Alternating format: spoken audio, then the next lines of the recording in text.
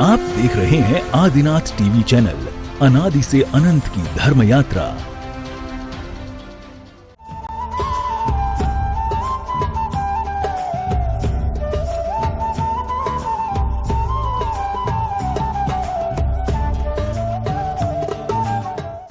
इस कार्यक्रम के पुण्यार्जक हैं श्री कंवरलाल जी महावीर प्रसाद जी, पाटनी, मदनगंज, किशनगढ़, राजस्थान।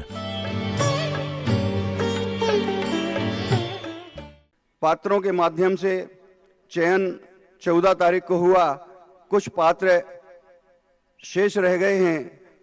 उनमें राजा श्रेयांश 16 कलश के माध्यम से, बाहुबली 16 कलश माध्यम से, राजा सोम 16 कलश के माध्यम से, ईशान, सनत, महेंद्र आदि इंद्र 7 कलश 77 श्रीफल के माध्यम से और ब्रह्म इंद्र आदि 5 कलश 55 श्रीफल के माध्यम से आप यहाँ पर पात्रों में अपनी उपस्थिति दर्ज कराते हुए इस तीर्थ के निर्माण में, उस तीर्थ के पंच कल्याणक में अपनी सहमति अवश्य प्रदान करें। सामान्य इंद्रनाणी 11,000 रुपये मंडलेश्वर आदि बनने के लिए आप इन नंबरों पर संपर्क कर सकते हैं। मनोज जी जैन, कोषाध्यक्ष कमेटी कटनी सिहोरा 9896256000। प्रशांत जी जैन बहुरीबंद 9584543368। प्रदीप जी जैन रद्दी वाले जबलपुर, जिन्हें जबलपुर से संपर्क करना है वो इस नंबर पर संपर्क कर सकते हैं 9826151212। जिन्हें सिहोरा में संपर्क करना है, खितौला संपर्क करना है, वो इस नंबर पर संपर्क कर सकते हैं 9424686102। ये सन्मत भैया का नंबर है, इनसे संपर्क कर सकते हैं। बाकल में जिन्हें संपर्क करना है और अंतर्राष्ट्रीय समाज में जिन्हें संपर्क करना है वो अजय अहिंसा जी से संपर्क कर सकते हैं 9893488318। इस नंबर पर अजय अहिंसा बाकल जी से संपर्क कर सकते हैं। बहोरीबंद में जिन्हें संपर्क करना है वो 7389639238 पर बहोरीबंद में संपर्क कर सकते हैं। गोशलपुर में जिन्हें संपर्क करना है वो 9303226238। संजय जैन, गोशलपुर, इनसे संपर्क करके आप इंद्रनाणी सहित सारे पात्रों में आप अपनी सहभागिता दर्ज करा सकते हैं। कटनी में जिन्हों को संपर्क करना है वो प्रमोद जैन से संपर्क कर सकते हैं 9893656131। इसी भावना के साथ गुरुदेव के चरणों में बड़ौदिया दिगंबर जैन समाज बड़ौदिया पंच कल्याणक हेतु निवेदन कर रहे हैं। गुरुदेव के चरणों में आज बहुत सारे लोग यहाँ पर बड़ौदिया राजस्थान से आए हैं। जोरदार तालियों के साथ उनका हृदय से हम सम्मान करते हुए, पिंडरई से भी लोग आए हैं, वो भी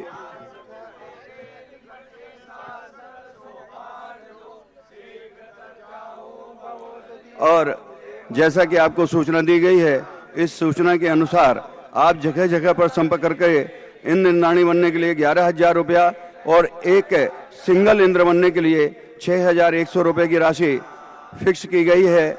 जो निछावर राशि, इसमें आपको सारे वस्त्र और पूजन आदि की व्यवस्था और रहने की और आपके आतिथ्य की, भोजन की व्यवस्था कमेटी द्वारा निर्धारित की गई है।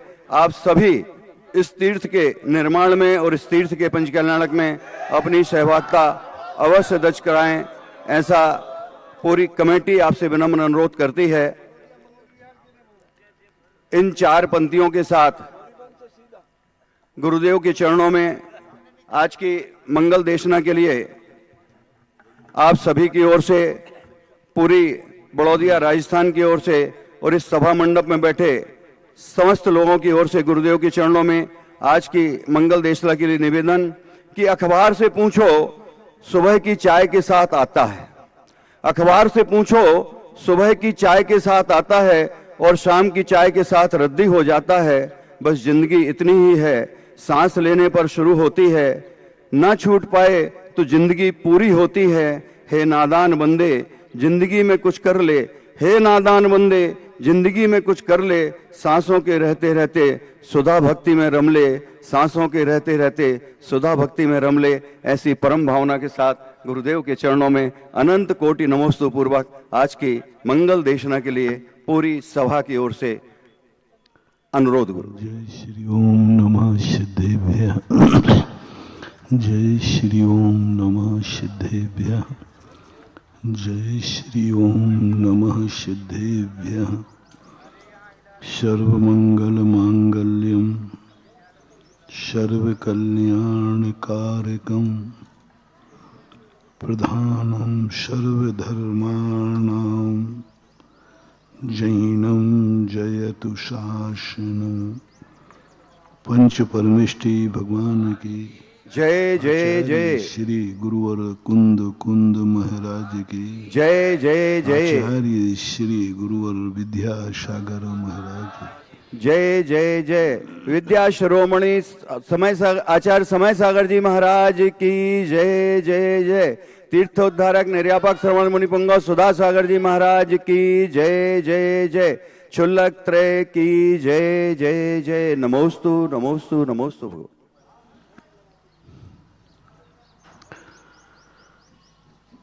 चाय के साथ आता है अखबार,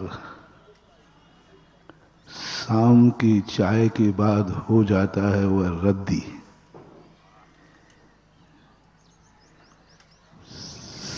शब्द इस सारी दुनिया के रहस्य को छोटे से रूप में कहने की शक्ति रखते हैं, और कोई भी शब्द हो कोई ना कोई संदेशा देता है। सुबेरे अखबार का इंतजार था, चाय पीते पीते पढ़ लिया और पता ही नहीं चला शाम को उसको रद्दी बना दिया गया। ऐसे ही कहीं जिंदगी तो ऐसी नहीं है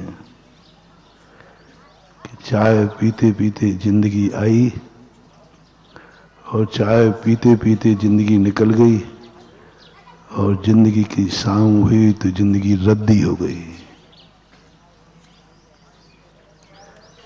इतनी छोटी सी जिंदगी कि सुबह शाम को 12 घंटे की जिंदगी,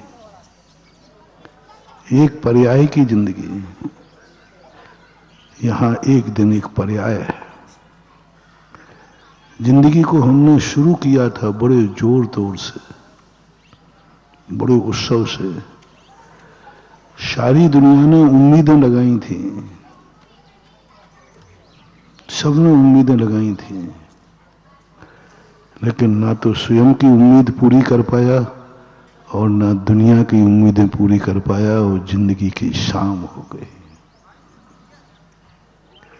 एक बार एक पढ़ने वाले व्यक्ति से हमने पूछा, इंजीनियर थे, बिना नाम के बता रहा हूं। मैंने कि आप इंजीनियर किसकी बल पर बने हैं, किसकी दम पर बने हैं?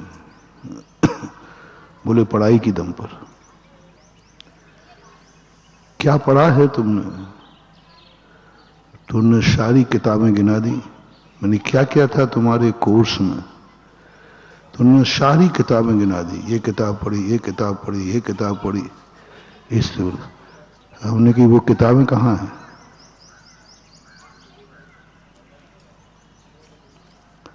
वो किताबें कहाँ हैं? बोले ये प्रश्न तो आज तक किसी ने उठाया नहीं और मैंने भी कभी सोचा नहीं। वो किताबें कहाँ हैं? यानी जिन्होंने तुम्हें इतना महान बनाया, इतना इंजीनियर डॉक्टर बना दिया, उन उपकारी किताबों का पता नहीं। आज वो तो रद्दी में बिकती है।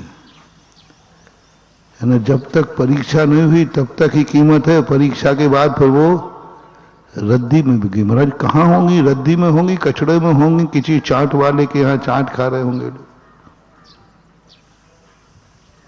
कैसी जिंदगी, कैसे बढ़ेगा ज्ञान? ये ज्ञान मात यूज एंड थ्रो वाला ज्ञान है। पता ही नहीं उस किताब को, किस किताब ने हमें इतना दिया, इतना महान बना दिया, ज्ञानी बना दिया। उस उपकारी किताब का अंत रद्दी हुई। पहले लोग गिलास से पानी पीते थे, गिलास मंजता था और मंज करके फिर सुरक्षित ऊंचे स्थान पर रखा जाता था। एक रास्ते में हम विहार कर रहे थे, हमने सुनाया भी था कहीं, एक बच्चा बहुत प्यासा था, बहुत प्यासा था, बहुत प्यासा था, बहुत प्यासा था, बहुत प्यासा था। अब कितना प्यासा कहो, जितना बड़ौदिया वाले प्यासे। अभी सुनना, अभी तालियां बजा रहे हो, अभी पूरी बात मजे की है। मुझे भी उस पर दया आई। मैंने कि ये व्यक्ति बच्चा है, प्यासा है, और उसको बहुत जोर से प्यास लगी थी। अब मैं कमंडल का तो दे नहीं सकता, मना ही है। अब पर ये सोच लिया था, यदि ये कमंडल का पिएगा तो मैं मना नहीं करूंगा, दूंगा तो नहीं। पानी में कमंडल का पिला तो सकता नहीं, कह भी नहीं सकता भाई कमंडल से पी ले। लेकिन इतनी मन में छूट रख ली कि यदि ये पी लेगा, कोई पिला देगा तो मैं मना नहीं करूंगा, क्योंकि ये प्यासा है, बेचारा रो रहा है। तो मैंने भी ये भावना भाई कि बच्चे को पानी मिलना चाहिए। थोड़ी देर बाद कोई व्यक्ति, पाउच बोतलें होती ना, वो लेके आ गया और बच्चा दौड़ के गया। उसके पानी पीने पर मुझे बहुत खुशी हुई। इतना मैं पानी पीता हूं तो मुझे खुशी नहीं होती, आहार के समय और कभी नहीं। आहार के समय भी पीता हूं तो भी इतनी खुशी मुझे नहीं होती। ले लेता हूं, ठीक है, लेकिन उसके पीने की मुझे बहुत खुशी हुई, क्योंकि साधुओं का स्वभाव होता है, वे अपने प्रति तो कठोर होते हैं और दूसरों के प्रति निर्मल होते हैं, मुलायम होते हैं। तो भाव आया कि अच्छा है, बेचारा छोटा बच्चा था, इसको पानी मिल गया। मुझे भी अच्छा लगा। अनुमोदना तो होगी, हो गई, कोई बात नहीं, चिंता नहीं करना। ऐसी अनुमोदनाएं नहीं करेंगे तो हम तुम्हें आशीर्वाद ही कैसे दे पाएंगे। अनुमोदना तो ना जाने तुम कितनी चीजों का आशीर्वाद लेते हो, धर्म का ही नहीं, मंदिर का ही नहीं, कर्म का भी आशीर्वाद लेते हो कि नहीं? बोलो, लेते? कोई भी कर्म संसार के कार्य हैं, चलो महाराज का आशीर्वाद ले लेते हैं। घर में कोई कार्य होते हैं, कल बताया था ना, चलो भगवान को श्रीफल चढ़ा देते। चढ़ते हैं कि नहीं? चढ़ते हैं। घर में कोई शादी हुआ है, कोई संसार के कार्य हो रहे हैं अच्छे, तो सभी की भावना जैनियों में भी है कि चलो पहले भगवान को श्रीफल, और गुरु हैं तो गुरु को सगुन के रूप में माना जाता है, और ये परंपरा बहुत पहले से थी। इसका इतिहास हमें देखने में मिला सगुन का, कि आप लोग दो कार्य, अभी शादी की चर्चा चल रही थी, दो कार्य देखना। संसार का कार्य है, लेकिन आप लोगों के यहां शादी करने के पहले आपके यहां मंदिर जाने की परंपरा है कि नहीं? क्यों जाते हो? भगवान तो भीतरागी है, तुम तो राग करने जा रहे हो। मंदिर जाने की परंपरा नियम से है, और फिर मंदिर जाने के बाद फिर आपका संकल्प शुरू होता है कि अब इसके शादी के कार्यक्रम का शगुन शुरू हो गया। और फिर जब शादी करके लौटते हैं तब भी, और जो मैंने खोज करके दुनिया को दिया है कि शादी के पहले, शुरू करने के पहले मंदिर जाओ, प्रभु से आशीर्वाद लो, गुरु से आशीर्वाद लो, नमोकार मंत्र का जाप करो। मान लो शादी करने का मन बनाया है, सगाई करने का मन बनाया है, तो एक दूसरे को श्रीफल दे करके नमोकार मंत्र पढ़ लिया करो। नमोकार मंत्र धर्म के कार्यों में ही नहीं, सम्यक दृष्टि धर्म के कार्य भी, संसार के कार्य भी धर्म पूर्वक करता है। तो समझना, धर्म को धर्म पूर्वक करना ये तो ठीक ही है, होते ही है, लेकिन संसार के कार्य धर्म पूर्वक करना गृहस्थ दो प्रकार के धर्म करता है।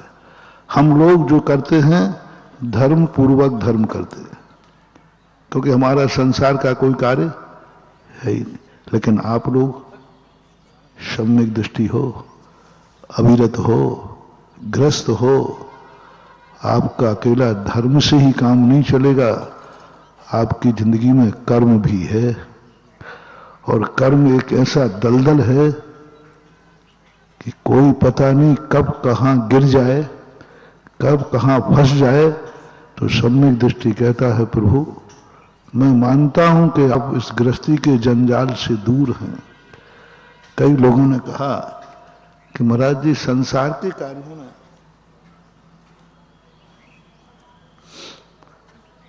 साधुओं का आशीर्वाद लेना और साधुओं को देना कहां तक उचित है? आते हैं प्रश्न। आपने जब सब संसार छोड़ दिया तो फिर आप आशीर्वाद क्यों देते हो? गाड़ी लाई तो गाड़ी का आशीर्वाद दे दिया, दुकान खोली तो दुकान का दे दिया। गजब तो जब होता है शादी कर रहे हो तो बोल दो ना, बोल दो, तो जो हो रहा है तो हो रहा है, तो हो रहा है, उसको कहां तक छुपाओगे बताओ? एक आध व्यक्ति को दिया हो तो 2 नंबर में चल जाए।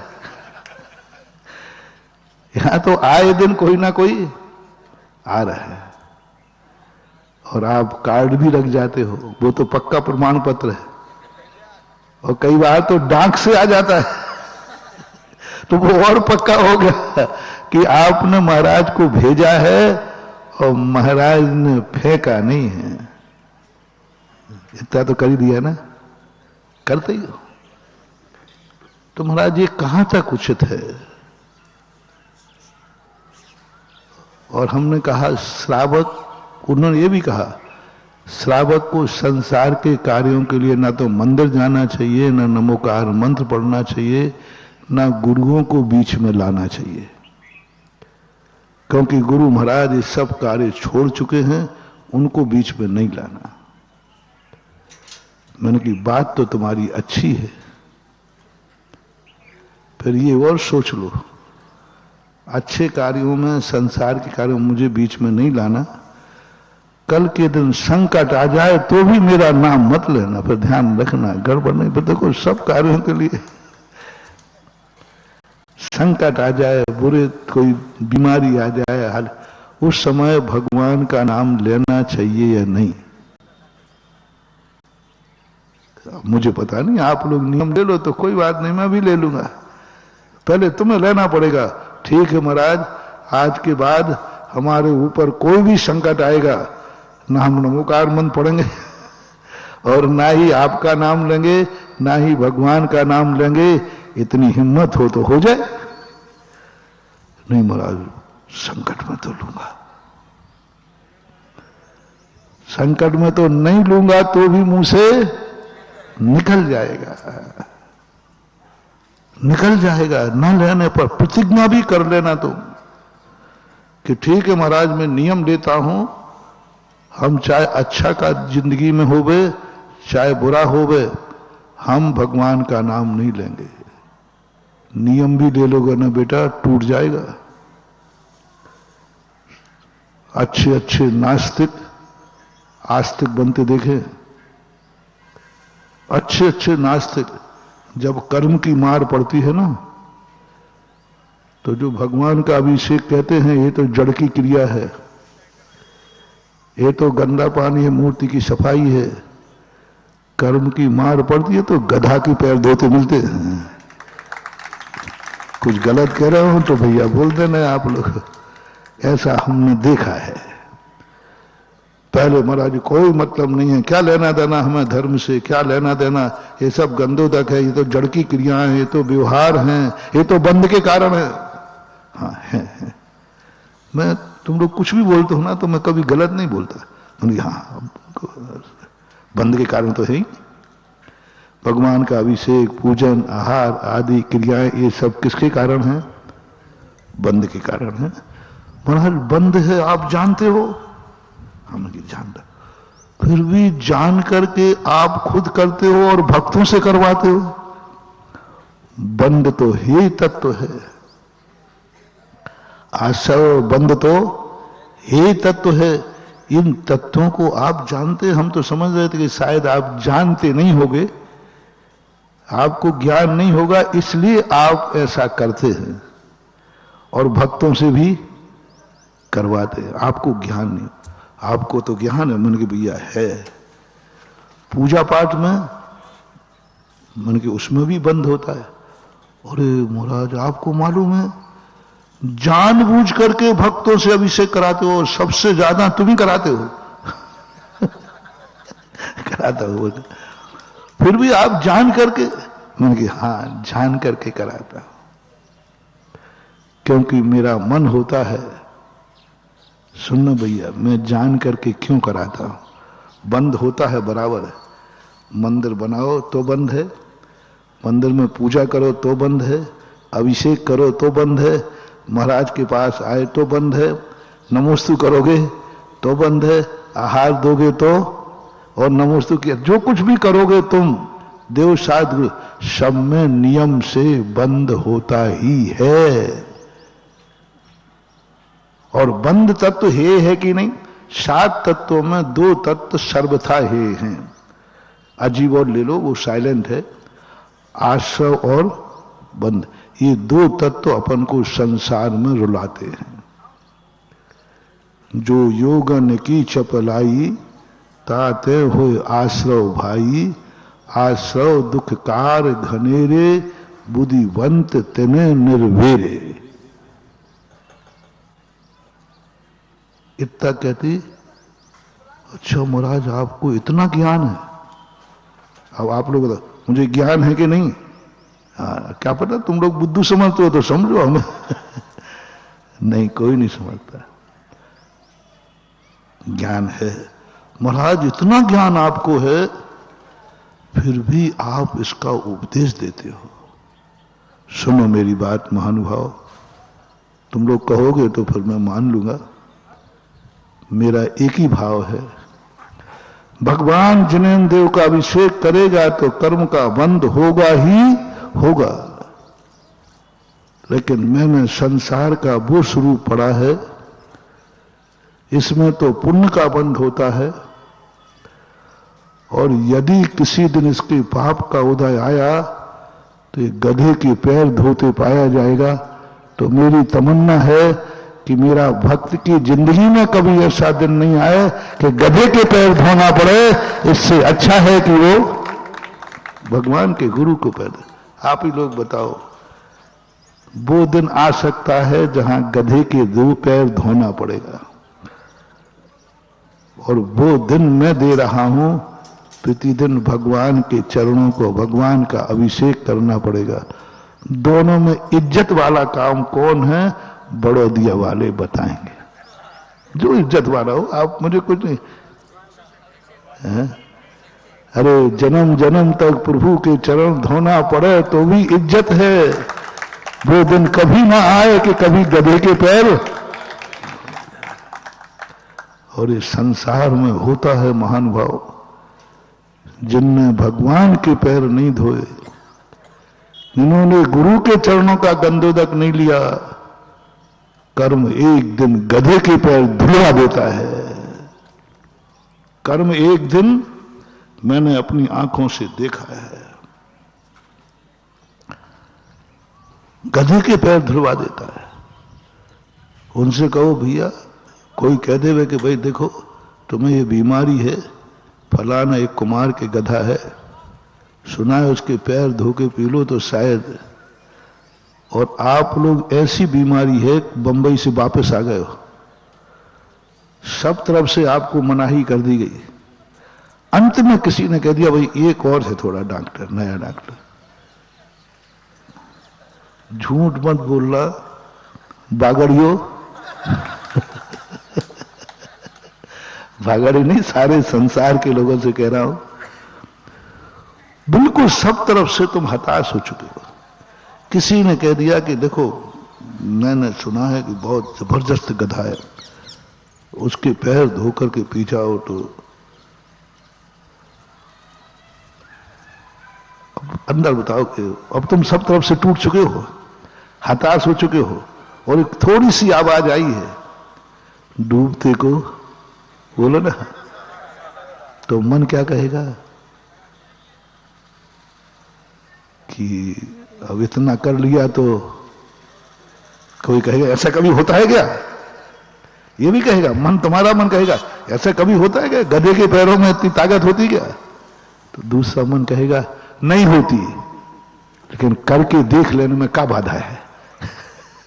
अंत में कहां समझौता कर लोगे, मान लो नहीं होती है, नहीं होगा, लेकिन इतने उपाय कर लिए तो इसको करने में अंत में वहां तुम सिलेंडर हो जाओगे। मन को समझा दोगे, आज तक कभी सुना नहीं, शास्त्र में वर्णन नहीं, ठीक है नहीं होगा, लेकिन करने में क्या बात है, देख ले रहे। बस मैंने शास्त्र में पढ़कर मेरी एक ही तमन्ना है, प्रभु से भावना भाता हूं, हे भगवान तेरे अभिषेक के लिए मैं लाइन लगवा दूंगा, तेरे अभिषेक को मैं हर भक्त को तेरे दरवाजे लाऊंगा। मेरी एक ही तमन्ना है कि जो भक्त तेरे चरणों का तेरा अभिषेक करे उसके जीवन में कभी ऐसा मौका मत आना कि वो गधे के पैर धोने का उसका मन हो जाए। अब बोलो, मैं भगवान का अभिषेक कराने की प्रेरणा दे रहा हूं कि गधे के चरण धोने से बचा रहा हूं। अब तुम तो कह रहे हो महाराज जी खुद जानते बंद का कारण और हमें ढकेल रहे हैं। नहीं, ढकेल नहीं रहा हूं, गधे की अपेक्षा भगवान का अभिषेक कर दे, सम्यक दर्शन भी बच जाएगा, इज्जत भी बच जाएगी और भगवान की छाया भी बनी रहेगी। वहां तो सब जाएगा, वहां तो सम्यक दर्शन जाएगा, सब सज्जनता जाएगी, इज्जत जाएगी, सब जाएगा, और फिर भी हुआ कि नहीं हुआ क्या पता, हुआ ऐसा यहां भी कर ले। महाराज जी आप गारंटी दो कि भगवान का अभिषेक करने से हमें कभी गधे के पैर नहीं धोना पड़ेंगे, आप गारंटी दे दीजिए। गधे के पैर भगवान के अभिषेक करने से हमारे कभी बुरे दिन नहीं आएंगे, ये गारंटी दो। क्यों ले रहा है गारंटी? वहां भी तो किस लिए चला गया था कि नहीं हुआ ठीक, ऐसे यहां आ जा, नहीं हुआ तो कोई बात नहीं, करके देखने में क्या बाधा है। मन मना भी करे कि क्या इससे होता है क्या, भगवान के जल ढाल दिया तो बोले नहीं हुआ, मन को समझाया करो, मालूम नहीं हुआ, लेकिन फिर भी कर लो, करने में क्या बाधा है। लाभ नहीं है तो हानि तो होने वाली, वहां तो हानि हानि थी, यहां लाभ नहीं है तो हानि हानि। एक पंडित जी साहब थे कैलाश सिंह,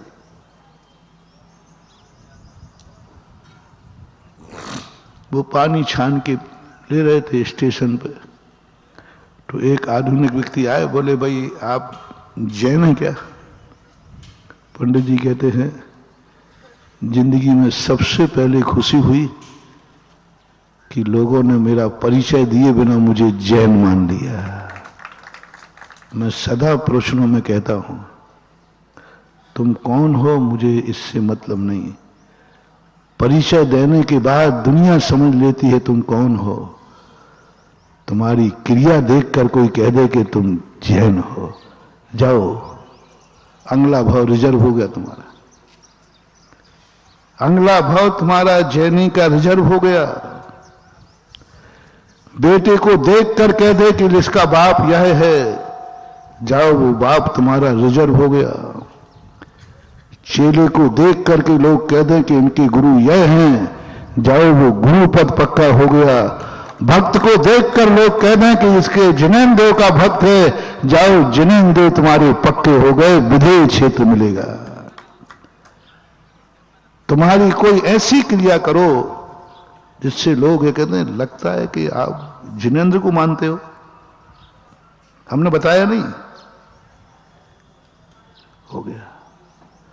शिष्य को देखकर गुरु कर लगता है ये फलाने गुरु के चेले हो सकते हैं, क्योंकि ये गुण तो उन्हीं के गुरु के चेलों में पाया जाता, ये गुण पाया जाता, अन्यथा हो ही नहीं सकता है।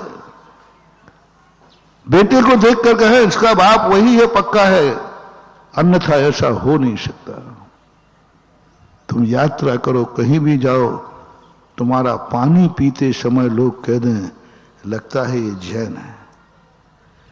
तुम्हें थाली देखो कहां कहां जैन पूजा ही करते हुए नहीं कह रहा हूं, पूजा करते ही तो क्या बताना जैन। रोटी खा रहे हो, थाली देख के कहते पक्का है ये जैन है। नहाते समय कह दे ये जैन है, रास्ते में चलते समय कह दे ये जैन है। तुम्हारी 24 घंटे की चर्या देखकर कह दे ये जैन है। व्यापार का ठेका मिल रहा था और तुमने भर सकते थे फार्म, लेकिन नहीं भरा, तो भरने वाला कहता लगता है ये जैन है, क्योंकि जैन मछली का ठेका नहीं भरता। कल एक वकील साहब आए, भाकल के ही थे, और उन्होंने कहा महाराज जी मेरे पास कोई एक मांसाहारी केस आया, कोई भी XYZ, तो उन्होंने कहा साहब मैं ये केस नहीं ले सकूंगा, इतनी कहा और कुछ नहीं कहा। लगता है आप जैन हैं। मुझे इतनी खुशी हुई, मैंने कि वकील साहब पास हो गए तुम। इनकम थी, बहुत पैसा मिलना था, ऐसे कार्यों में पैसा अच्छा मिलता है, पैसा मिलना था, तुम वकालत कर सकते थे, तुम्हारे पर योग्यता है, वो तुम्हारे दरवाजे आया है, लेकिन तुमने मना किए और तुमने नहीं कहा कि मैं जैन हूं, मैं ये हिंसात्मक मांसाहार के केस ये कहने नहीं पड़ा। और उसने तुरंत कहा लगता है आप जैन हैं। सारे लोग, जितने लोग जहां बैठे बैठे लाइव में प्रवचन सुन रहे हैं, सबको जिंदगी में एक मैं मोटिवेशन दे रहा हूं, पुरस्कार दे रहा हूं, अगले भाव का जैन बनने का आधार कार्ड दे रहा हूं, आइडेंटिटी कार्ड दे रहा हूं। तुम्हारी कौन सी क्रिया करते समय अपरिचित व्यक्ति ने तुम्हें जैन मान लिया, क्या कभी तुम्हारी जिंदगी में कभी हुआ? अपरिचित, परिचित नहीं, जो तुम्हें जानता है वो नहीं, अनजाने व्यक्ति में, अनजाने स्थान पर, अनजाने गांव में, अनजाने रास्ते पर किसी अनजाने व्यक्ति ने तुम्हारे बिना कहे, बिना कुछ किए कहा लगता है आप जैन हैं। यदि इतना सौभाग्य तुम्हें मिला हो, जाओ अगला भाव तुम्हारे जैन कुल में होगा ही होगा, क्योंकि तुम्हारी क्रिया में जैनत, तुम्हारे आचरण में जैनत। तुम बिना बोले जैन का उपदेश दे रहे कि मैं जैन हूं, बिना बोले उपदेश दे रहा, बोलने के बाद तो दुनिया कहता है कि मैं जैन हूं, लेकिन तुम्हारी आचरण ने बता दिया। हमारे दिगंबर मुनि को देखकर दुनिया कह देती है कि ये जैन मुनि है, जो नहीं जानता वो भी कह देता। वो चलिए ही ऐसे आपको आज ये मोटिवेशन जिंदगी की एक साधना करना है, जिंदगी की एक तपस्या करना है।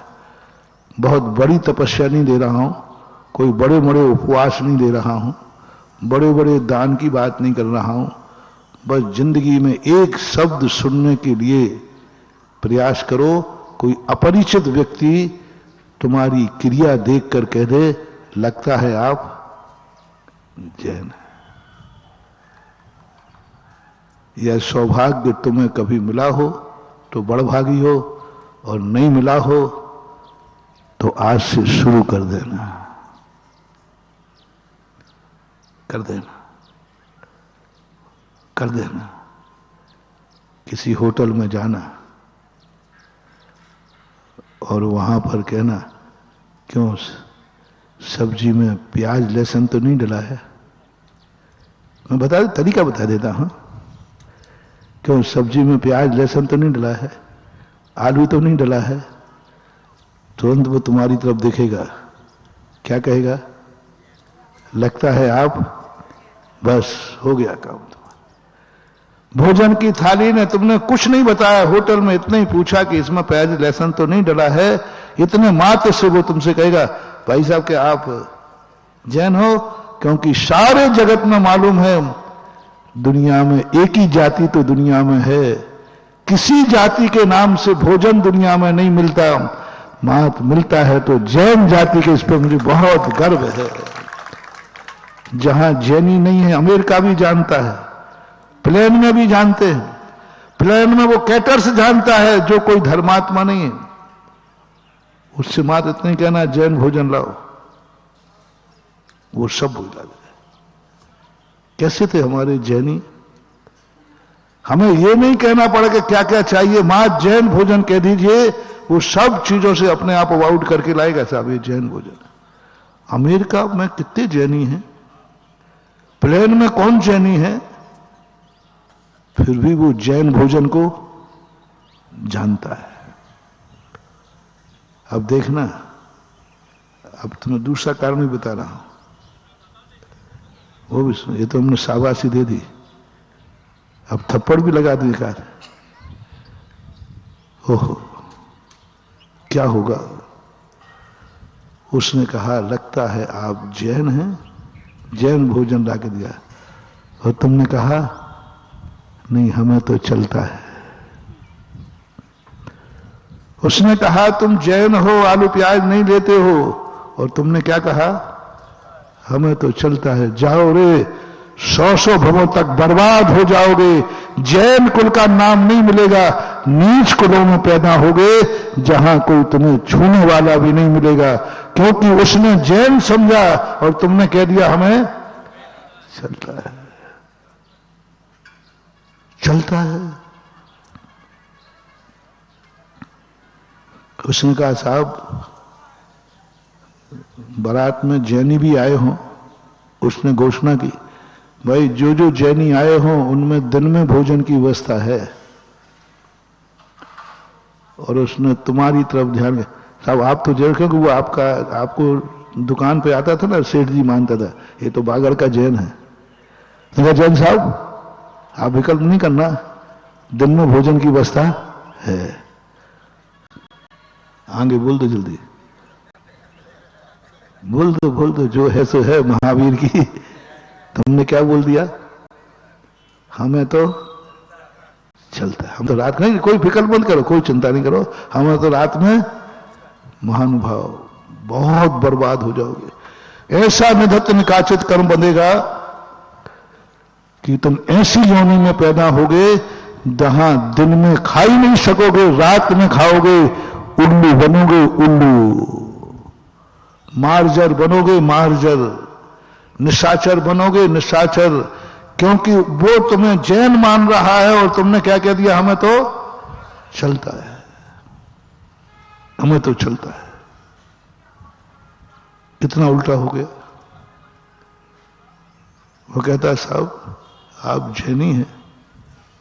किसी बारात में गए तो कहा कि साहब जैनी लोग आए हों तो हमारे यहां भी जैन मंदिर है, जिनको अभिषेक पूजन करना हो तो धोती दुपट्टा तैयार है।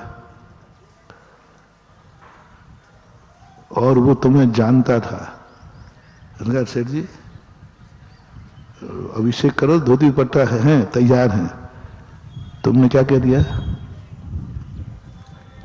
देखो जो कहते हो मैं बता रहा हूं, और गलत बोल रहा हूं तो टोक देना। तुमने क्या कह दिया? उसने समझा साहब आप जैन साहब हो, भगवान का मंदिर है, अभिषेक धोती दुपट्टा भी है।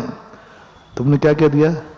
नहीं हमें तो चलता है, हम तो बिना दर्शन के भी खा लेते, बिना अभिषेक के खा लेते हैं।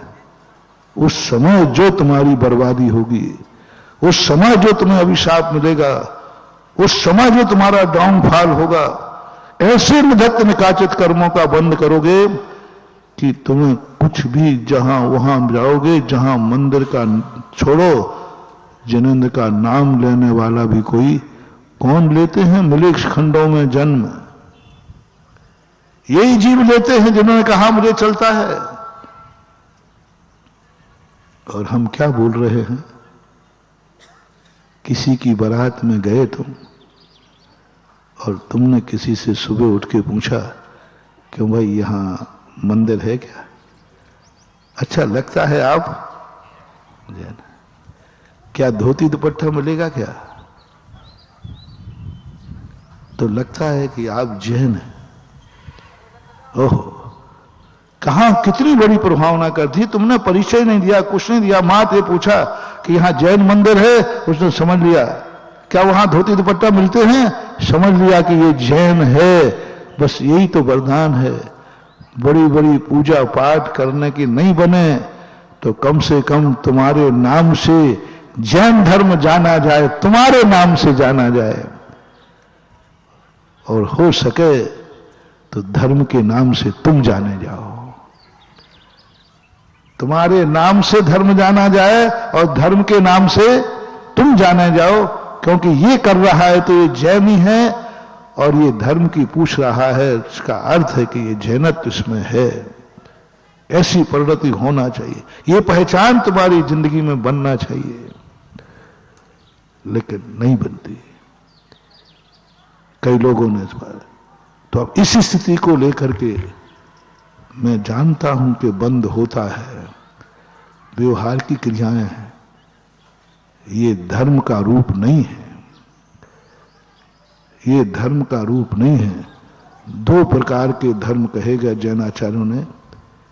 एक धर्म वह है जो धर्म है, एक धर्म वह है जो धर्म नहीं है लेकिन अधर्म से बचाता है, अधर्म से बचाता है। शुद्ध उपयोग नहीं पहुंच होता लेकिन अशुभ उपयोग से बचाता है। पूज्यपाद स्वामी इष्टोपदेश में कहते हैं, मैं मानता हूं कि पुण्य की क्रियाएं मोक्ष का कारण नहीं है, परंपरा से तो है, साक्षात कारण नहीं। और पाप की क्रियाएं भी संसार का कारण नहीं है, मोक्ष का कारण नहीं है। अब दो में से कोई एक करेगा, दो में से कोई एक करेगा, करना ही है, तीसरा कोई रास्ता नहीं। या तो पुण्य की क्रिया करो या पाप की क्रिया करो, दो में से एक तो करना ही पड़ेगा।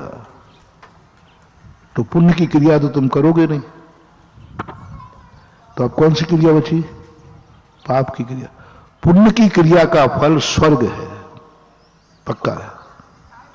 पाप की क्रिया का फल नरक है, मोक्ष दोनों में नहीं है। पूज्यपाद स्वामी इष्टोपदेश।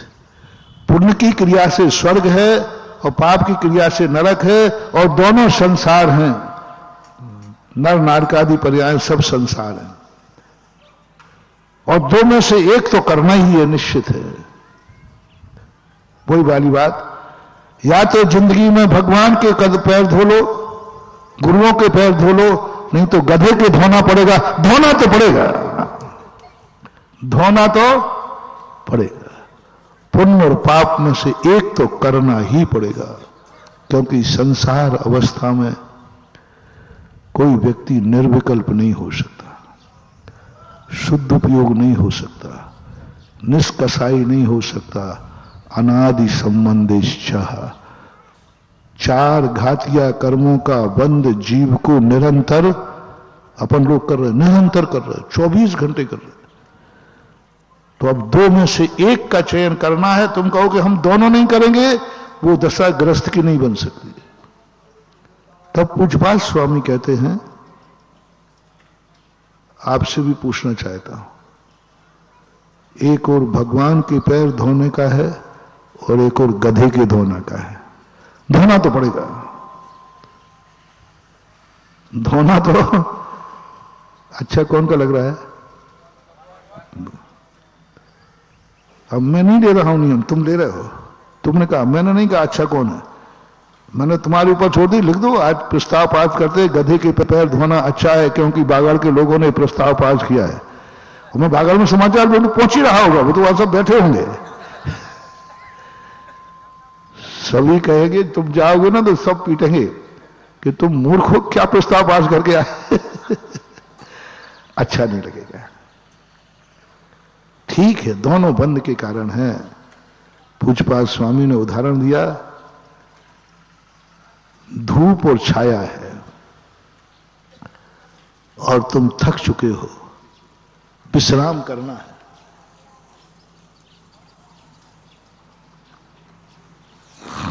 एक धूप है और एक छाया है, तो दोनों में से कहां बैठना ठीक है? यात्रा तो रुकेगी, बैठना तो पड़ेगा, क्योंकि थक चुके हैं। थक जाने के कारण विश्राम तो करना पड़ेगा, या तो धूप में कर लो या छाया में कर लो। तो समझदारी क्या है? छाया में। ये उदाहरण दे करके आंखें खोल दी कि पुण्य और पाप दोनों पुद्गल हैं, दोनों सोने की बेड़ी हैं, दोनों बेड़ियां हैं, दोनों बंधन हैं, लेकिन एक छाया के समान विश्राम देता है और एक धूप के समान देता है। ज्ञानी कहता है, जब विश्राम ही करना है तो छाया में करेंगे, जब बंद ही करना है तो नरक का क्यों, देव का करेंगे। जब निश्चित कर दिया कि तुम्हें मोक्ष नहीं है, निर्णय करो नरक या स्वर्ग, पर फैसला है, कोई तुम्हारी च्वाइस नहीं है। पर च्वाइस इतनी है कि दो में से कोई एक करो।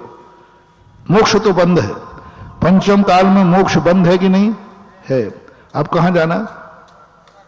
तुम कहो कि महाराज मैं मरूंगा ही नहीं, सुबह बाद में बेफालतू बात है, कोई मतलब नहीं, वो तो मरना तो है ही। अब च्वाइस है अपनी जिंदगी में, स्वर्ग जाओ या नरक जाओ। समझदारी क्या है? स्वर्ग जाएंगे तो कम से कम श्रीमंदर भगवान का दर्शन करने पहुंच जाएंगे। स्वर्ग जाएंगे तो अकृत्रिम चैत्यालयों की वंदना करेंगे, नंदीश्वर देव की वंदना करेंगे, ये तो कम से कम मिलेगा। और नरकों में कष्ट तो मिलेंगे ही, धर्म भी और दोनों बंद के कारण हैं। लेकिन दोनों में से कोई एक करना अनिवार्य है, तब हमारे लिए ये करना चाहिए।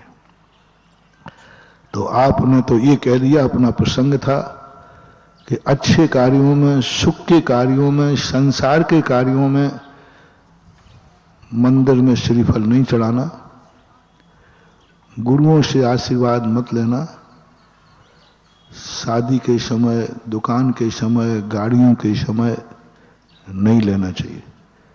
कायदा मुझे भी समझ में आ रहा है, हमें नहीं देना चाहिए। और तर्क क्या है? महाराज जी आपने छोड़ दिया और फिर भी आप आशीर्वाद दे रहे हो, बताओ। शादी का आशीर्वाद दे रहे, बताओ। अब मकान का नागल कर रहे, महाराज जी आशीर्वाद दो, आज नागल है।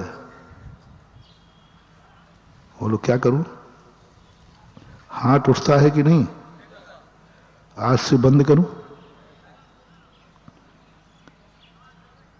मैंने तो बहुत बार हाथ उठाए, बहुत बार आशीर्वाद दिए। आज बंद करूं?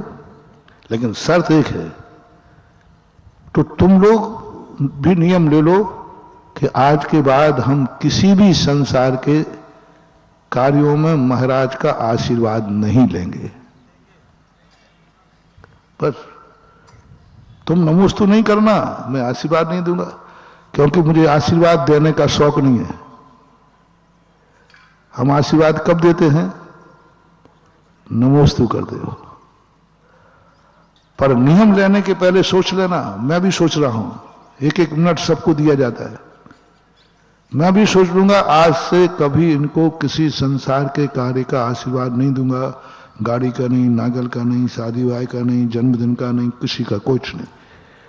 अब मैं सोच रहा हूं, जनवाणी कहती बेटा नियम लेने के पहले सोच लेना, ये भक्त कभी कल के दिन रोते आया तो भी हाथ नहीं उठना चाहिए। कल के दिन ये दुखी होकर आएगा, कल के दिन उसी गाड़ी से एक्सीडेंट हो जाएगा, कल के दिन गृहस्थी में गया उसको घाटा लग जाएगा। संसारी है, वो भी दुख और सुख एक ही बराबर है, पुण्य का उदय हो या पाप का उदय। तो उस समय तू करुणा नहीं करेगा, उस समय तुझे दया नहीं आएगी, क्योंकि गाड़ी चलाते हुए एक्सीडेंट हुआ है। क्यों चला रहा था? मरने दो। बोल, क्या तू इतना निर्दयी और कठोर हो सकता है?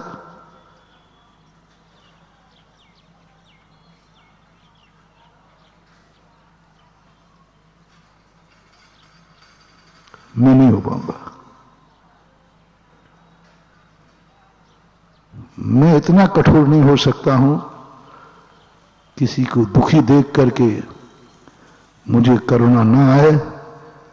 आई एम सॉरी प्लीज, मैं इतना कठोर नहीं हो पाऊंगा।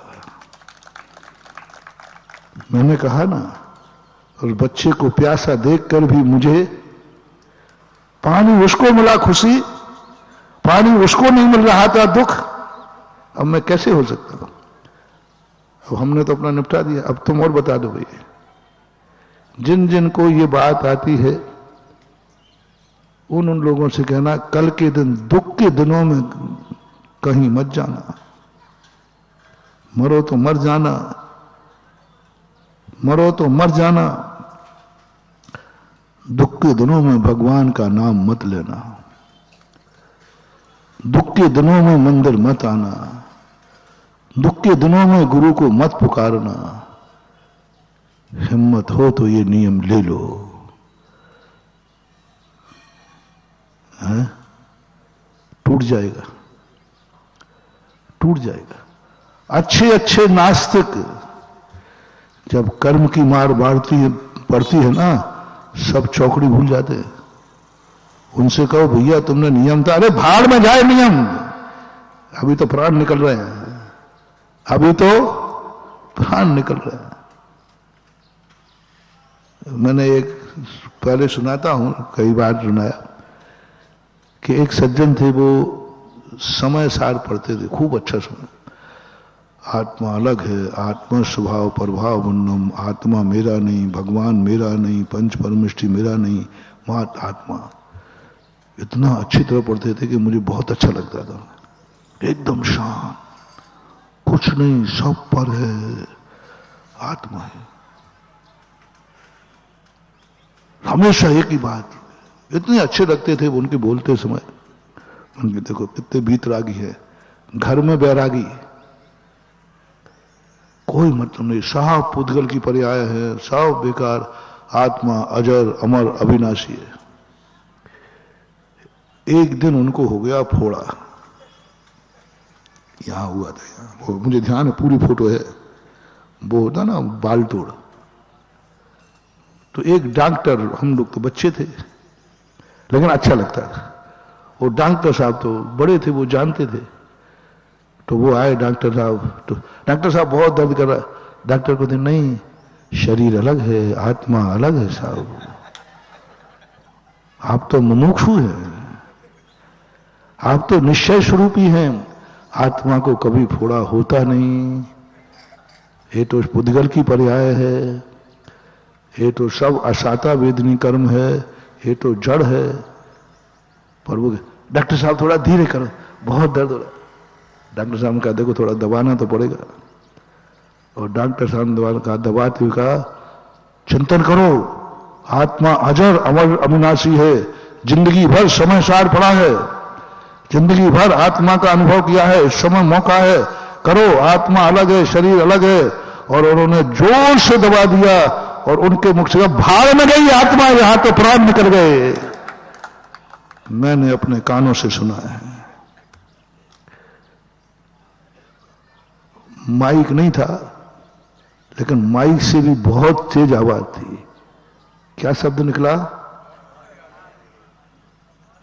कहां झोंक दी आत्मा को? कहां झोंक दी आत्मा को? भाड़ में। एक फोड़ा ने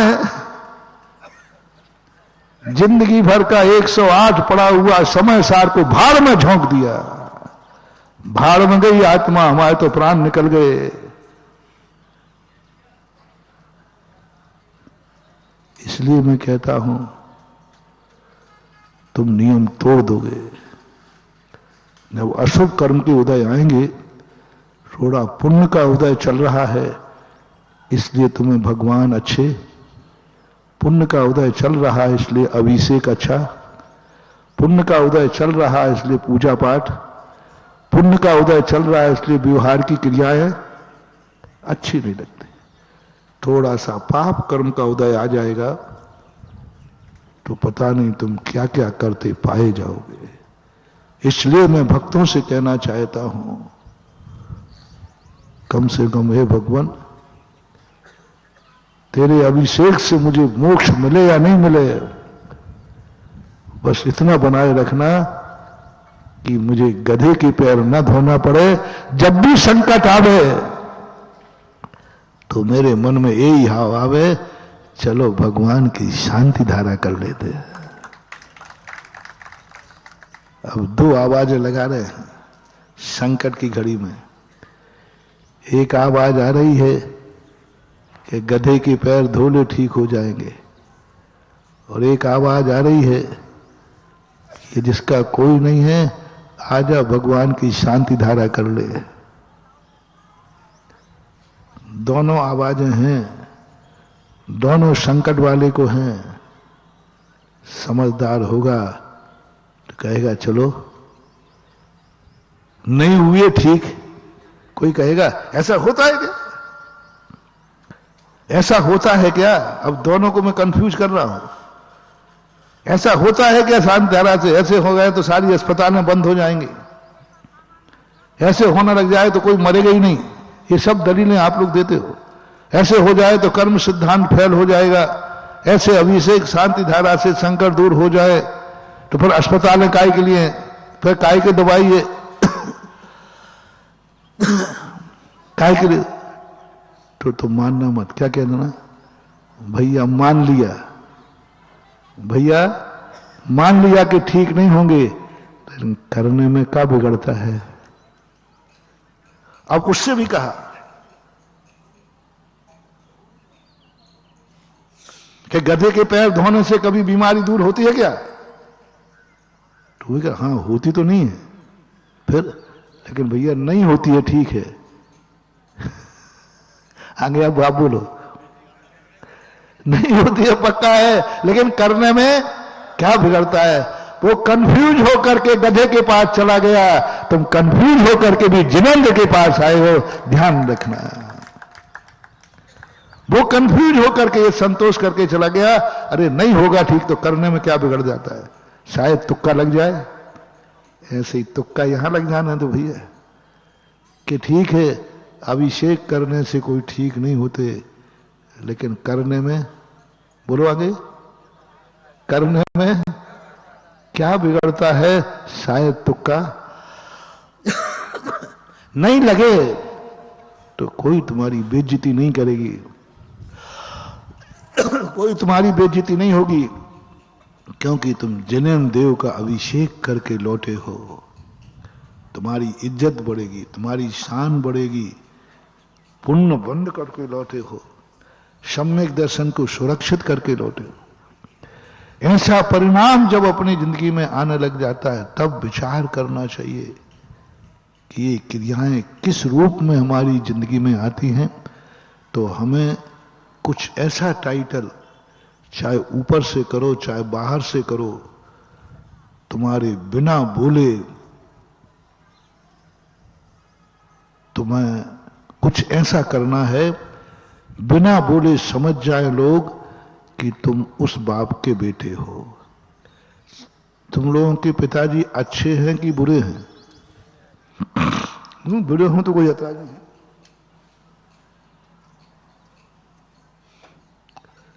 तुम्हें पिताजी से बोर हो चुके हो, अगले भाव में भी यही पिताजी मिले तो चलेगा? नहीं, अगले भाव में तुम यही पापा मिले तो चलेगा? नहीं नहीं नहीं चले तो रिजेक्ट कर देना। नहीं, मन हो रहा हो कि नहीं यही मम्मी पापा मुझे अगले भाव में मिले, तो बस एक कार्य करो कि कहीं अपरिचित में लोग कह दें ये बेटा फलाने का दिखता है, क्योंकि मैं उनको अच्छी तरह जानता हूं, ये गुण तो उन्हीं के पास थे और ये संस्कार, ये आचार विचार तो उसी व्यक्ति में है। क्यों भैया, आपके पिताजी का क्या वह नाम है? बस बिना बोले तुमने कैसे जान लिया कि मैं फलाने का बेटा हूं? अरे भाई, मैं तुम्हारे पिताजी को अच्छे जानता हूं, जो आचरण उनका था वो तुम्हारे में दिख रहा है, बिल्कुल टू कॉपी लग रहे हो, प्रतिलिपि, फोटो कॉपी। ऐसे ही आचार विचार उनके थे, ऐसे ही सोच उनका था। ये यदि तुमने कर दिया, जाओ अगले भाव में वही माता पिता मिलेंगे। भारत देश के लिए तुम्हें दोबारा जन्म लेना है तो कभी विदेश में जाना, तुम्हारी क्रिया देख करके कहे लगता है कि आप भारतीय हो। कोई अच्छे कार्य, बुरे कार्य से नहीं, अच्छे कार्य, यही जाति में लगाना, यही गुरु में लगाना। तुम्हारी किसी क्रिया को देख कर कहे लगता है आप फलाने महाराज के भक्त दिखते हो। अरे भाई, मैंने तो कहा ही नहीं। बोले ये क्रिया तो फलाने साधु के प्रश्नों में आती है।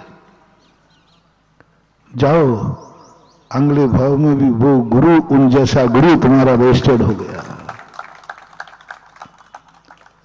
ऐसे ही मंदिर में, ऐसे ही क्रियाओं में, सब चीज में, दृष्टि में, श्रुति में, वचनों में, मन में, काया में, आचरण में, जहां तहां, यहां वहां, जहां देखो वहां।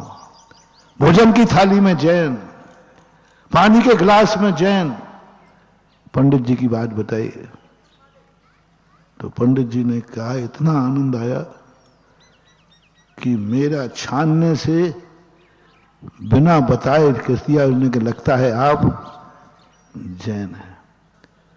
फिर उन्होंने दूसरी बात कही, पंडित जी क्यों छानते हैं आप लोग जैनी लोग? क्या मतलब है छानने का? बोले भैया इसलिए छानता हूं कि जीव इसमें मर जाएंगे, जीव मरेंगे तो हमारी दुर्गति हो जाएगी। मैंने कहा पहली बात तो इसमें जीव दिख ही नहीं रहे। बोले इतने छोटे जीव होते हैं जो आंखों से, बोले मर भी जाए तो क्या, कौन सा, तुमने देखा है कि नरक होता है कि नहीं, दुर्गति होती है कि नहीं? पंडित जी ने कहा भैया नहीं देखी।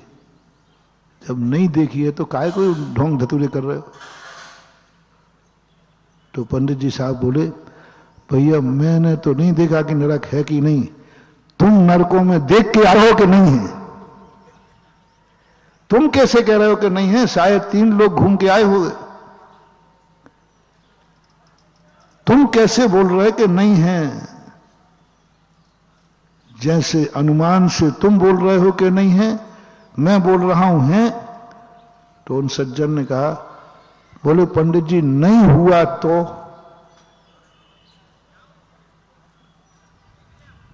यदि नहीं हुआ तो पंडित जी ने कहा हुआ तो?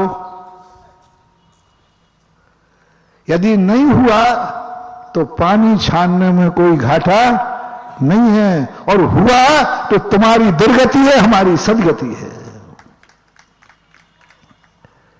नहीं हुआ तो ठीक है, पानी छान कर पीने में कौन सा घाटा?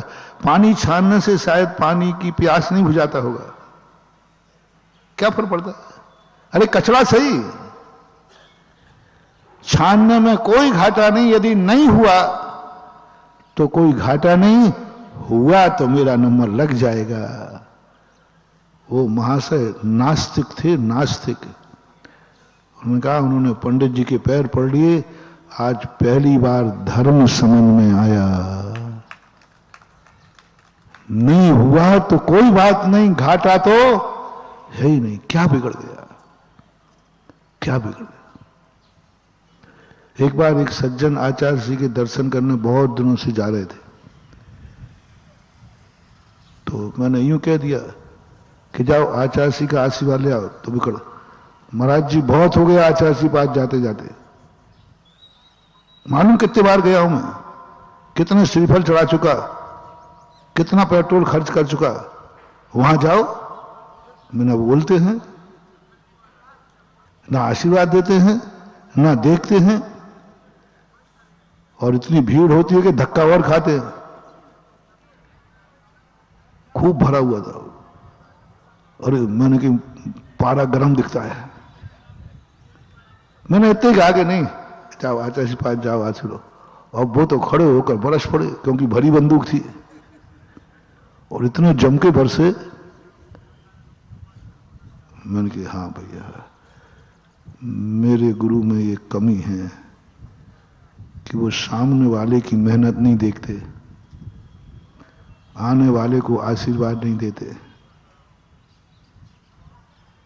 वो कुछ तो महाराज फिर भी आप वहीं भेज रहे हो। मैंने कहा भाई आज भी भेजूंगा और कल भी भेजूंगा। बोले महाराज क्यों? मैंने कहा अब देखो, ऐसा करो, ऐसा करो, सुनो रे सब लोग, सुनना, बागड़ियो तुम भी सुनना। ऐसा करो कि तुमने कितने बार कितने श्रीफल चढ़ाए उसका बिल चाहिए मुझे, और कितना पेट्रोल खर्च हुआ वो बिल चाहिए। एक दिन की तुम्हारी कीमत क्या है? जाते आते हो तो 2 दिन तो लग ही जाते हैं, तो 2 दिन की तुम्हारी कीमत कितनी है, कितना नुकसान हुआ वो जोड़ दो, सारा बिल जोड़ दो, और जितने दिन गए हो, जितने बार, वो सब गुणा कर दो। मैं तुम्हारा सारा बिल मैं चुकवाऊंगा। वो ब्याज लगाना हो तो लगा लेना। मैंने की चिंता मत करो, तुम ये समझ रहे हो कि मेरे पास कुछ नहीं है, चिंता मत करना। एक आध दिन हमारे साथ में बाजार में निकल जाना, हमारी संपत्तियां देखना कितनी है। हाँ, अरे दिगंबर जैन साधु बराबर अमीर कोई होते ही नहीं है। आप बाजार में निकल जाना और देखना, बस महाराज जी ये दुकान आपकी है, नोट करना। महाराज ये मकान आपका ही है, ये मकान गाड़ी आपकी है। बताओ कितने लोग बोलेंगे? बड़ौदिया में निकल जाऊं तो हर मकान मेरा और हर दुकान मेरी। सबको महाराज ये दुकान आपको, ये मकान आपने, और नोट करते जाना। तो तुम कम अमीर समझते हो मुझे? अरे बाहर से फक्कड़ हूं,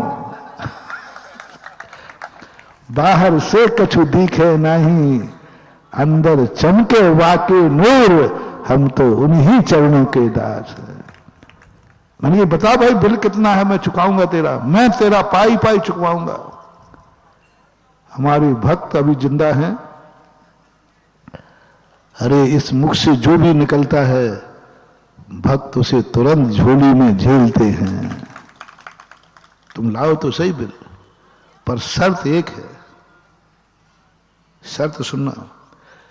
10 बार तुम महाराज के दर्शन करने गए हो, उनके दर्शन करने से जो पुण्य लगा है वो मेरे खाते ट्रांसफर करोगे, और जो खर्चा लगा है मैं तुम्हें ट्रांसफर करूंगा। हो जान दो अल्लाह बंदी। यदि पहली बार में आशीर्वाद मिल जाता तो तुम कितने बार जाते? बोलो। और नहीं मिलने का परिणाम क्या हुआ? 10 बार आप गए, गुरु का दर्शन किया। हमारे गुरु के दर्शन की कीमत और बता दो कितनी? तुमने 10 बार देखा है मेरे गुरु को। जब पिक्चर देखने का पैसा लगता है तो गुरु के देखने का भी पैसा लगेगा। अब आ जाओ बेटा मैदान में, आ जाओ। अरे कोई कार्यक्रम होते ना तो तुम वहां देखने का पैसा, कहां जा रहे हो? पिक्चर देखने, यही बोलते हो ना। जब पिक्चर देखने का पैसा लगता है और हीरो हीरोइन को देखने का पैसा लगता है तो हमारे गुरु की भी तो कोई कीमत है कि नहीं? अच्छा, जितनी बार पिक्चर जाओगे उतने बार पैसा लगता है कि एक बार में निकाल चलता है? तो पहले तो मेरे गुरु को तुमने 10 बार देखा है, पहले वो मेरे से बिल लो, मैं बिल बना रहा हूं। और आशीर्वाद भी मिला हो तो उसका बिल अलग है। बोलो, आचार्य श्री के आशीर्वाद की कीमत कितनी है? नहीं, आपसे ही पास करवा देता हूं।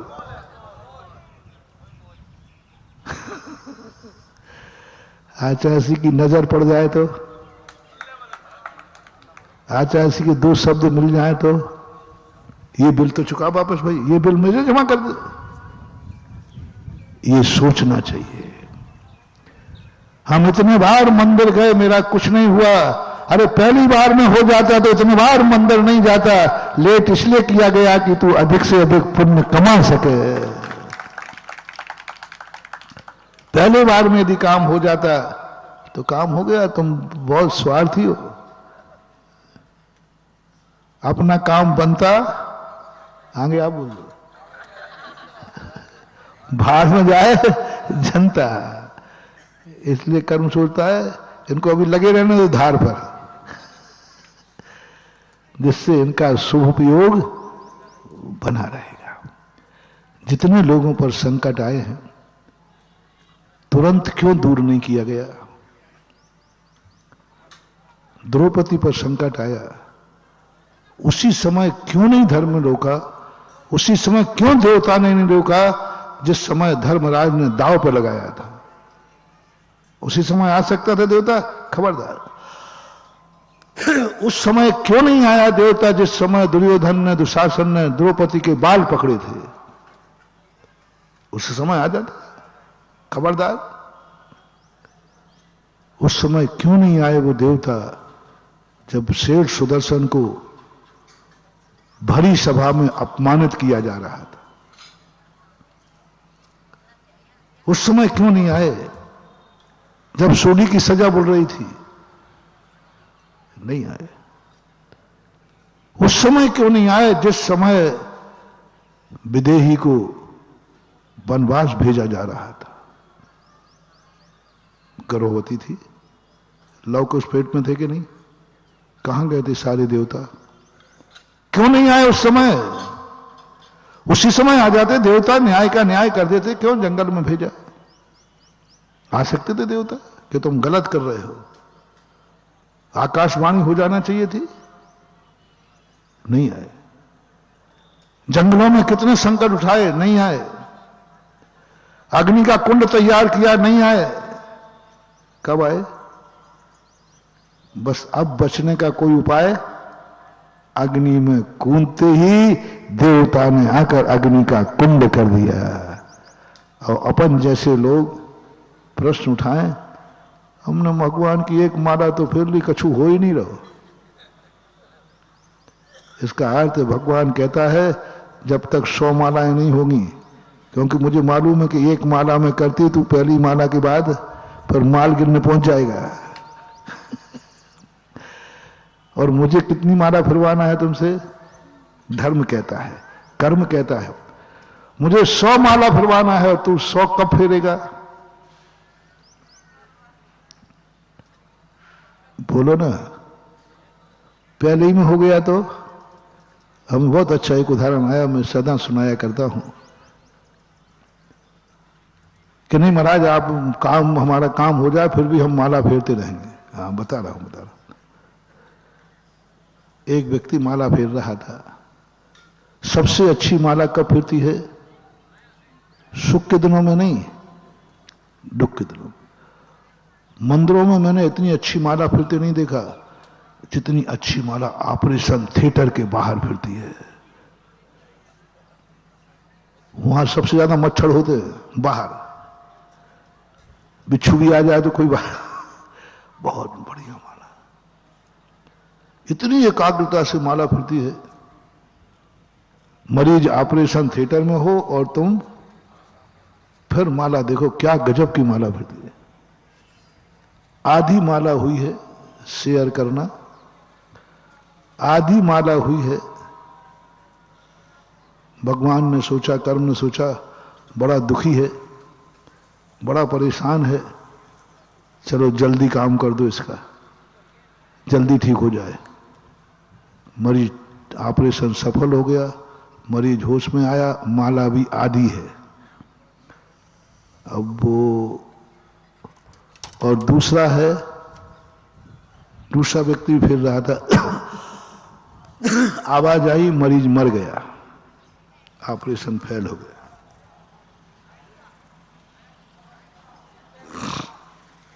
और माला अभी आधी हुई थी,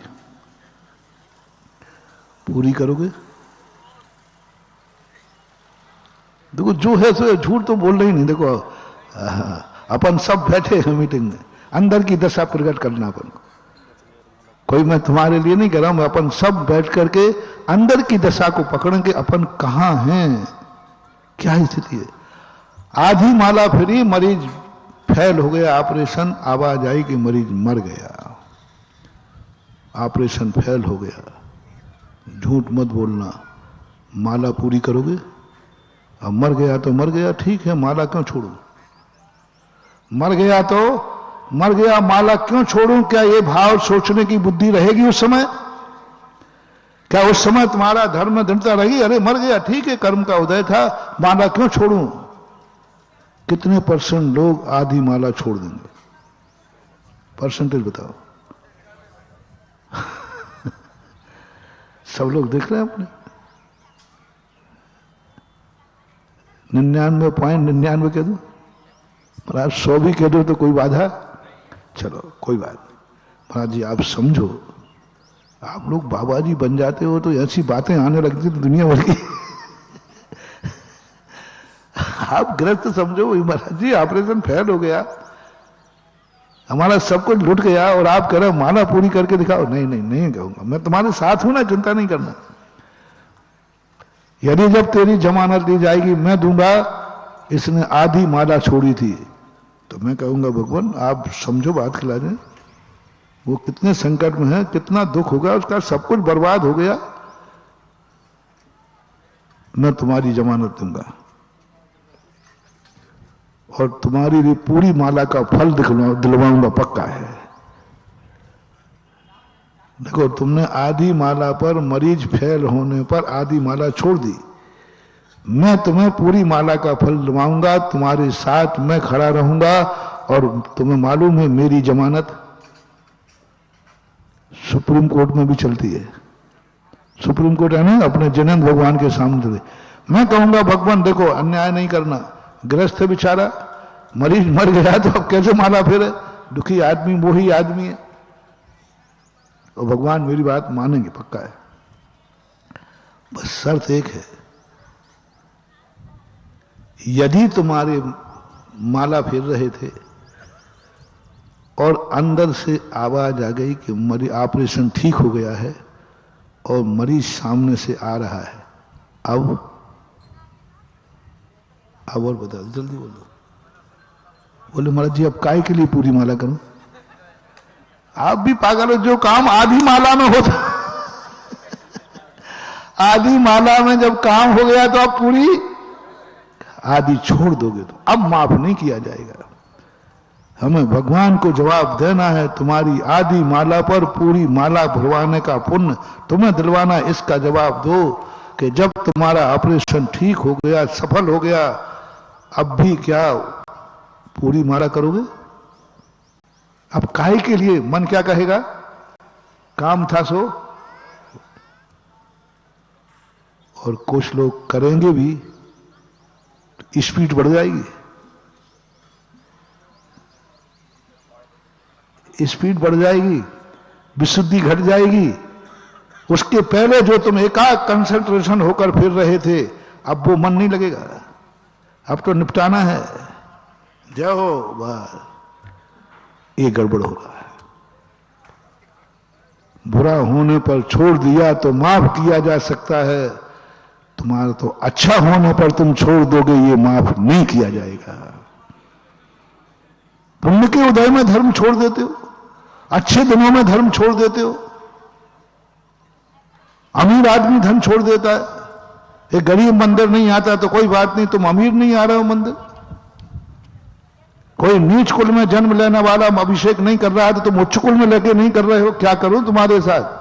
कहां तक जमानत दूं? अब तो मैंने जमानत ही लेना हुई, क्योंकि 2-4 जमानतें जब्त हो गई हैं। जमानतें जब्त हो गई। अरे कोई निम्न जाति में जन्मा हो, कोई पशु हो, निम्न जाति का हो, तो अभिषेक नहीं करे तो कोई बात नहीं, तुम जैन होकर नहीं कर रहे। कोई उल्लू रात में खावे तो खा लेवे, कोई बात नहीं, क्योंकि वो बोल दो ना, क्योंकि वो उसको दिन में खाने मिलते ही नहीं, उसको दिन में दिखता ही नहीं है। उल्लू रात में खा ले तो मैं उसकी जमानत ले सकता हूं। उल्लू को यदि कोई कहेगा कि उल्लू को नरक भेजा जाए क्योंकि इसमें रात में खाया था, तो मैं उल्लू की जमानत दूंगा। मैंने कहा नहीं, उसने रात में इसलिए खाया कि बेचारे को दिन में, बहुत खतरनाक वो प्रश्न है आज का। उल्लू की जमानत ले लूंगा क्योंकि उसने रात में खाया है, तो भी मैं उसे माफ करवाऊंगा क्योंकि वो उल्लू है, दिन में दिखता नहीं है। अब जैन साहब तुम आ जाओ लाइन पे। महाराज उल्लू ने खाया है तो आपने जमानत हमारी भी ले लो ना। हाँ लेता हूं तुम्हारी। अब कहां तक माफ करें? जिनेंद्र भगवान मेरी बात मानेगा। जब हम उल्लू की जमानत लेने जाएंगे, हम जैन की जमानत लेने गए, तो बोलो हमारी क्या हालत होगी? जमानत जब्त होगी कि नहीं? किसकी जमानत लेने आए हो तुम? जैन की। जैन ने रात में खाया, तुम जमानत ले रहे हो? नहीं महानुभाव। उल्लू बनकर रात में खाना पड़े तो कोई बात नहीं है, जैन बन के रात में मत खाना, ये बात पक्की है, क्योंकि तुम जैन हो। अन्यथा रवि शरणाचार्य महाराज पद्म पुराण में कहते हैं, उल्लू बन करके जैन बनेगा और जैन मरकर स्वापी जायते देवा,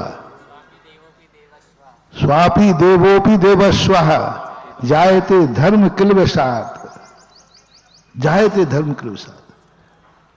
कुत्ता देव हो जाता है धर्म के प्रभाव से, और देव कुत्ता हो जाता है अधर्म के प्रभाव से। अधर्म के प्रभाव से तुम उच्च कुल में जन्म लेकर अच्छे दिनों में तुम सुख दुख करते हो। इसलिए आजकल हम प्रवचन में देते ना, अच्छे दिन में बुरे काम नहीं करना। जन्मदिन है, होली है, त्योहार है, नया साल है, इस दिन गलत कार्य नहीं करना, क्योंकि ये सुखी का दिन है। सुख के दिन धर्म को दो, सुख का दिन धर्म को दो, तो तुम्हारा दुख जल्दी दूर हो जाएगा। लेकिन तुम तो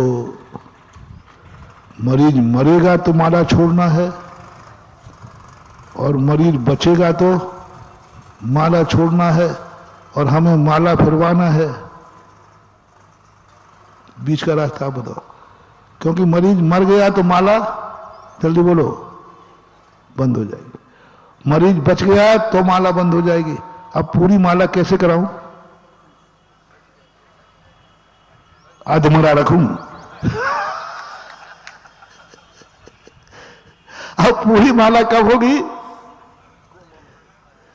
मर गया? नहीं अभी जिंदा है तो ठीक हो गया, नहीं अभी होश में नहीं है। वो अधर में तलवार लटकी रहे तो माला पूरी होती रहेगी। ये है हालत अपन लोगों के। इस कलयुग का हाल ये है कि हमारी माला जब ही पूरी होगी जब हम अधर में नहीं, अपन ऐसा कुछ करें कि चाहे सुख हो चाहे दुख हो, मरीज मरे या जिंदा रहे, माला शुरू हुई है तो माला तो पूरी होगी। बस ये है धर्म की श्रद्धा। मरीज मरे चाहे जिंदा रहे, मेरी माला पर कोई प्रभाव पड़ने वाला नहीं, मेरे धर्म पर कोई प्रभाव पड़ने वाला नहीं, मेरी पूजा में कोई फर्क पड़ने वाला नहीं। 7वीं शताब्दी में धनंजय कवि पूजा करने गया सांप ने बेटे को काट लिया। उसने नियम लिया था निस्सही निस्सही निस्सही। अकेले एक निस्सही का संकल्प बता रहा हूं। क्या संकल्प? निस्सही का अर्थ क्या होता है? हे भगवान, मैं सारे विकल्प छोड़ करके मैं तेरे चरणों में पूजा करने आया हूं।